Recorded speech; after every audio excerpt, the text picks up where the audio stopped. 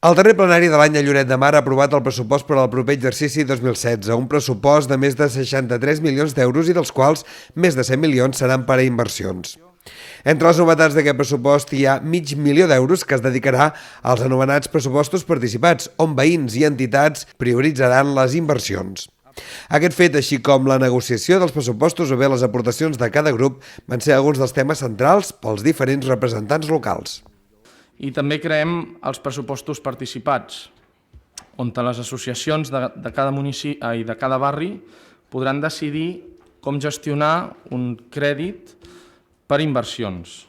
Nosotros aprobaremos los presupuestos, ya que han sido unos presupuestos participativos. Estamos contentos porque la deuda está bajando, como bien ha dicho el regidor. Uns pressupostos que han recollit, sobtosament, 28 de les 32 esmenes que en els darrers 4 anys la nostra formació ha anat demanant a l'anterior equip de govern. Nos quedamos con la sensación de que nos han oído pero no nos han querido escuchar. No entendemos por qué, pese a estar tan cerca de las propuestas planteadas, se ha querido dejar al margen de estos presupuestos a Ciudadanos. Votaremos no a los presupuestos y, sobre todo, votaremos no a la actitud del equipo de gobierno. Este es el cuarto año consecutivo que incidimos de manera positiva en los presupuestos, donde se consolidan unas partidas como becas comedor, becas socialización de libros, transferencias a familias necesitadas, becas universitarias, inexistentes antes de que nosotros incidiéramos en la confección de los mismos.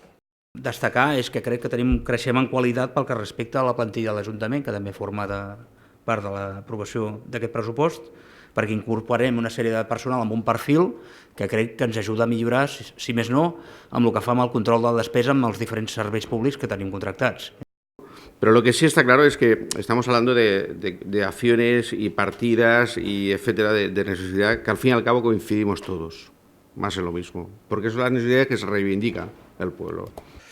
Perquè quan revises aquests números i veus els grans perjudicis i el despilfarrament dels diners de la ciutadania, vaig haver de pensar que el poble és sobirà, que va donar els representants que han quedat en aquest arc municipal i que si la ciutadania vol seguir 4 anys més, igual que els 4 anteriors, així ho ha triat la ciutadania. Així doncs, els dos grups que s'han oposat als números de l'any vinent són Ciutadans i Millor i s'han aprovat amb els grups de En Lloret si se puede, el Partit Popular, Iniciativa per Catalunya Verds, Esquerra Republicana, el Partit Socialista i Convergència. Entre d'altres xifres, el pressupost de Lloret Futur S.A. és d'1,4 milions d'euros, 50.000 menys que l'exercici anterior, o bé el de serveis de comunicació, 342.000 euros, un increment d'un 7,89%. A més del $500.000 d'euros dels pressupostos participats que es començaran a negociar a partir d'aquest mes de gener.